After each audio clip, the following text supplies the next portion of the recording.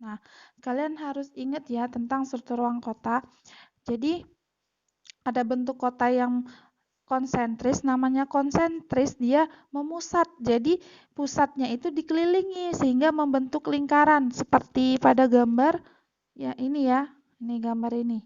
Konsentris, dia mengelilingi, ada zona 1 sebagai pusatnya atau CBD. Nah, CBD itu dikelilingi zona yang terbaru ada peralihan, ada daerah perdagangan. Yang ketiga ada zona kelas kelas rendah. Jadi biasanya kenapa kota itu kumuh? Karena biasanya itu adalah orang-orang yang tinggal berpendapatan rendah karena mereka memilih tinggal di dekat dengan tempat kerjanya. Makanya kadang kota itu kalau tidak ditata rapi dia akan menjadi kumuh. Nah, yang keempat, zona di luarnya lagi ada zona pemukiman kelas menengah. Nah, biasanya yang udah mulai tinggi pendapatannya dia untuk memilih agak jauh dari kota karena memilih daerah yang lebih nyaman. Sedangkan yang terakhir yang paling jauh biasanya adalah daerah atau pemukiman kelas atas. Nah, biasanya orang-orang kaya itu memilih agak jauh atau agak minggir sedikit dari pusat kota karena dia memilih tempat tinggal yang jauh dari pekerjaannya, misalnya. Atau tidak memikirkan biaya untuk mobilitas dari tempat tinggal ke tempat kerjanya. Itu menurut konsentris. Kalian harus ingat ya, kalau konsentris berarti memusat, mengelilingi gitu.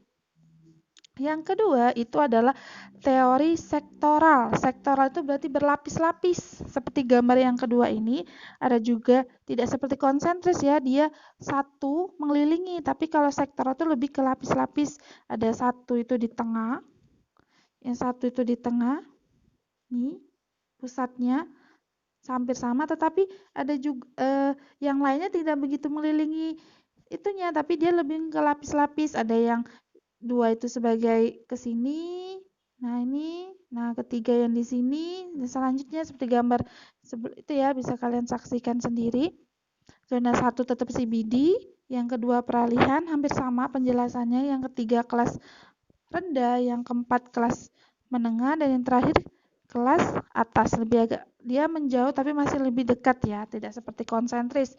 Nah, yang ketiga itu adalah teori inti ganda.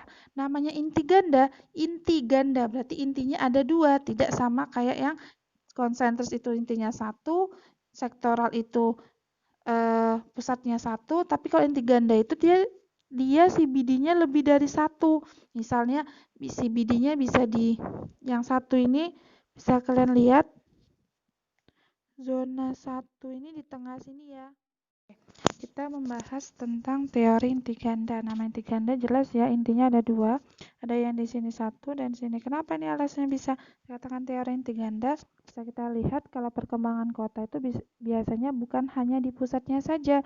Bisa juga karena perkembangan suatu daerah di pinggirannya itu dibangun industri. Jadi industri itu jadi maju. Makanya dikatakan bisa daerah inti ganda.